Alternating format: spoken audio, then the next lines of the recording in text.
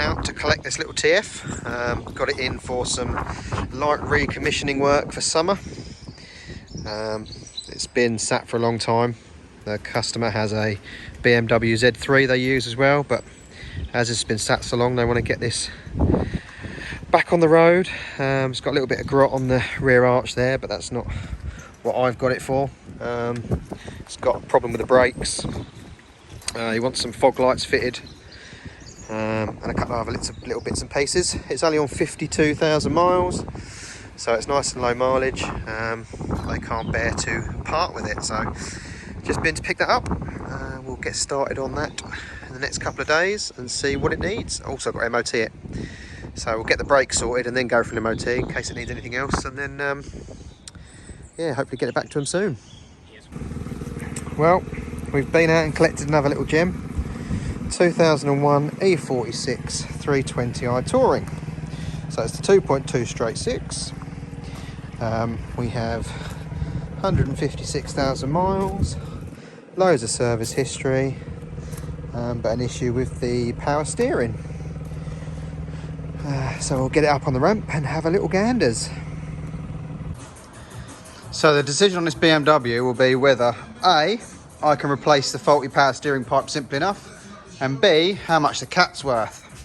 So I've just sent the serial number off to my catalytic converter weigh-in man, and we can see all the power steering pipes, or you can't because the camera's not putting the light on, but you can get to the power steering pipes pretty easily. So hopefully we'll chuck some fluid in, start it up and see where it's coming out of, and then we'll know what to replace if the cat ain't worth a lot. I mean, there's a few scabs on it, but in the day it's a 20-year-old BMW. It's not surprising really.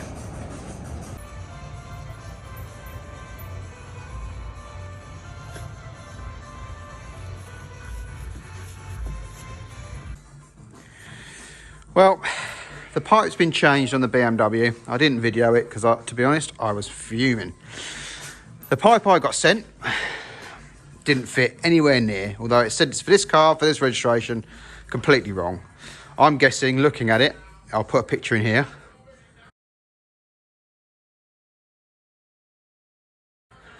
It's for a left-hand drive car, because both unions come over to one side, whereas on this one, you've got one over here and the other one here. So the other one was definitely wrong. So anyway, I had to go and have this one, the old one, repaired. Again, I'll show you a picture off the car.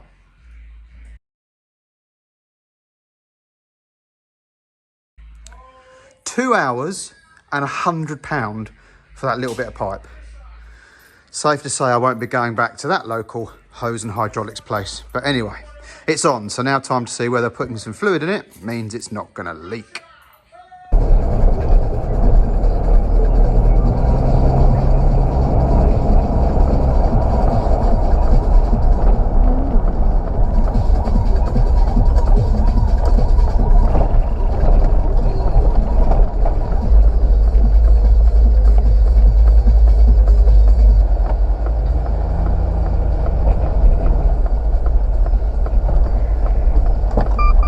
Morning. Morning, guys. Cheers, mate.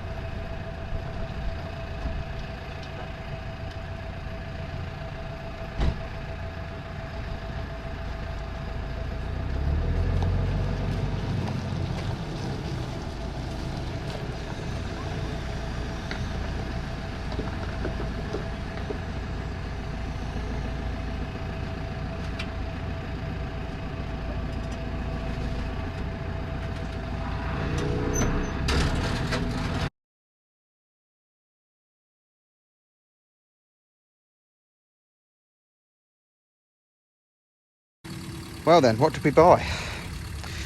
2005 Mini 1 7 edition. I'm guessing that's a homage to the early Minis. So far we've got a missing arch trim. We have a blown tyre. It's actually torn on the inside so it won't pump up. A missing side repeater. Generally dirty. Oh, that's just a bit of grease, so we ain't got to worry about that. Ain't too sad. We've got a bit of damage in that back corner. That's obviously been touched. And a smash light. A little bit of grot on the tailgate, obviously where the thing screws in, I'd imagine. And a missing badge. But starts on the button. It's got all piano black interior in it. I'm guessing that's obviously something to do with the Mini 7 thing. 158,000 miles. Not a bad car. Yeah. So again, we need to sort a tyre, an arch trim and a rear light. Put a badge on the back. And yeah, it's MOT'd for 10 months. So it's ready to go really, with them little bits done. So quite pleasantly surprised. Well, we've been out and picked up another one. Glutton for punishment me. It's a 55 plate Mini. You see a theme going on here. Some damage there, and it is also now a non-runner. Apparently when it come to the yard I got this from, it was running, but has since stopped, whether it be immobiliser or engine problem or something. So I've literally bought this as a donor vehicle. I need bonnet, lights, bumper, crash bar and radiator for the other white one we've got. So it's going to be for that, and I need the rear lights off this for the little 7.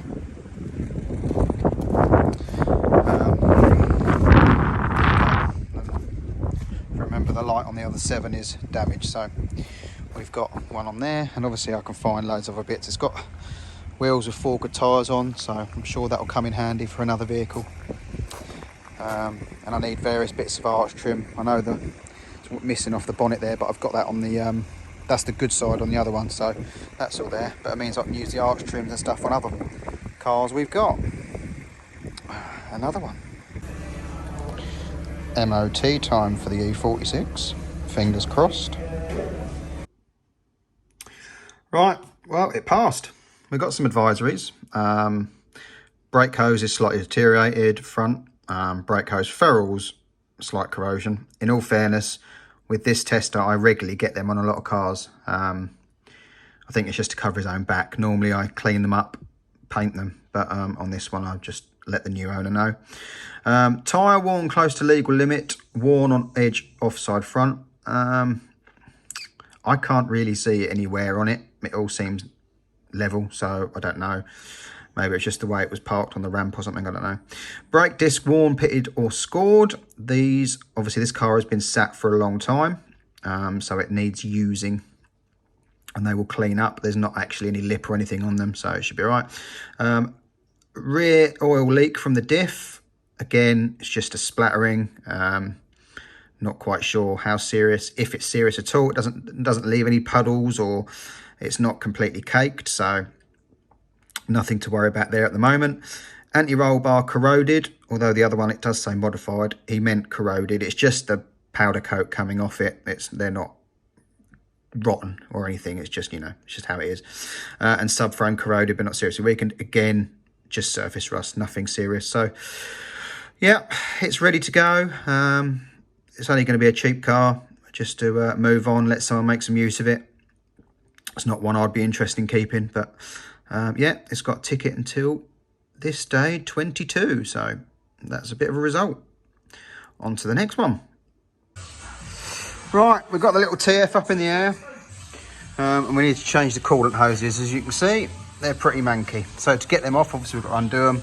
And we've got to undo this plate here with all these nuts. Sorry, all these bolts. So take them off, undo the hose clamps, swap it out, and we've got some nice new coolant for it as well.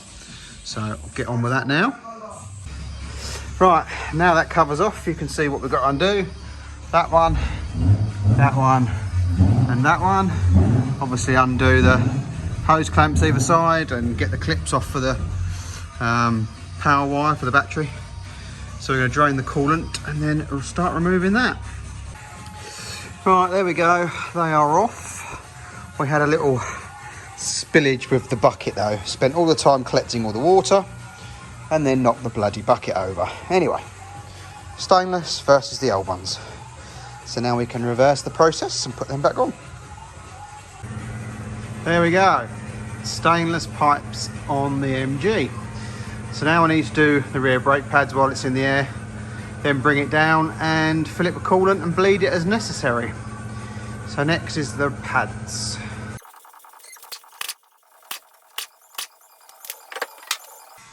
They look funny, but they're actually all right.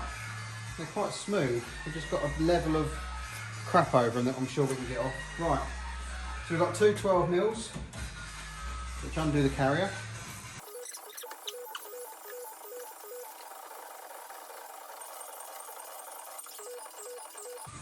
You can throw these 12mm away because you get new ones with the pads, so you don't need to reuse them. See, the pads are getting nice and thin. Yeah, look, falling apart, knackered. Right, calipers on these are wind back, which means you can't actually compress them. They've got to be rotated. So, one of these, a caliper wind back tool. So, I don't know if you can see it, but they've got little dimples in the pistons for that to sit in.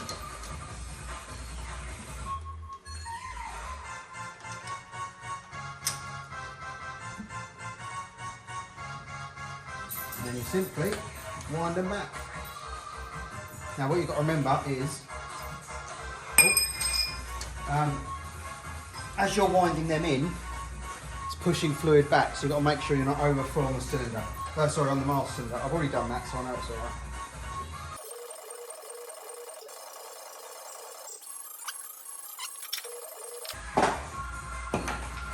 Nice new pads. I always put a bit of copper slip on the back just to try and stop the squeal.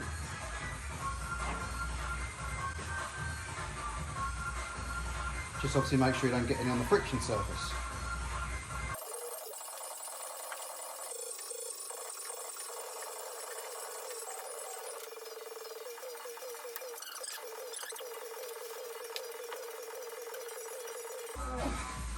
So nice new nuts, bolts, whatever.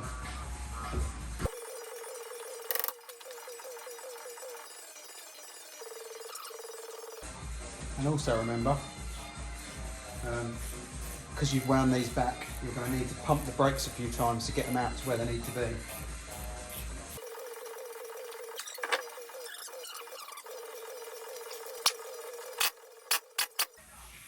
Also remember to torque your nuts.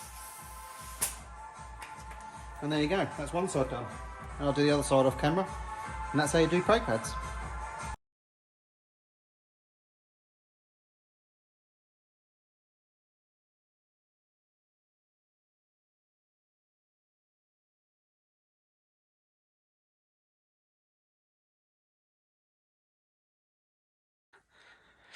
Well, a quick update on what we've got going on, just to end this video off. The Mini 7, as you can see, I've got the donor Mini up on the lift. I've nicked a wheel off it to put on the 7, because obviously that had a ripped tyre. Still waiting for the tyre to arrive. Been out for a bit of a test drive, and we've got a loud droning whine noise, so I think the gearbox has had it. It sounds sort of diff noise as opposed to a wheel bearing. It is rotational, but when you dip the clutch it does change tone, so I think the clutch stroke gearbox has got to be changed. Good job we got one up there on that white one. Again, unfortunately I've not driven that one, so I don't know, but I'm going to take a gamble and change the box out and hope for the best. But other than that, it drives really well. So yeah, waiting for the tyre to come, so it'll be on matching wheels, and then I'll nick the arch trim off that one and the indicator and stick it on there, and obviously the backlight as well. The green one's ready to go. It's advertised. It's obviously cost me a bit more than I budgeted for because of the BMW bits, but I'll probably just about break even on it. So I need to get that one gone. The smart car has passed its reserve on eBay, so with any luck that will go this week. Unlike the Range Rover, the green V8 one, that met its reserve 30 seconds after the final minutes. The winning buyer decided to cancel the transaction, even though I'd emailed him and asked him if he was serious because he didn't have much feedback, and he said yes, I definitely want it. 30 seconds after it ended, cancellation come in. eBay arsehole strikes again. So we've got to re-advertise that. The blue one, dug out the other day because my friend was looking for a cheap car. He had a quick drive of that, really wanted it, but because the logbook hasn't turned up, he couldn't tax it there and then, so it wasn't for him. So we'll carry on the plan with that one, replacing the door and sorting the rear quarter out. And then, and last but not least on this video, is the TF. We have done the coolant pipes, as you saw, refilled and bled the coolant. We have put the spotlights in again, as you saw. Took it for an MOT, all good. Pumped the tyres up, bled all the brakes up. It's ready to go back, so I've just got to deliver it back now. I'll probably drive it over there and get the other half to bring me back, or I'll trailer it, whatever. But obviously they're not going to tax it to the beginning of April now, so that's an update for this video. So thanks for watching. Like, subscribe and share. We've got more coming. See you soon.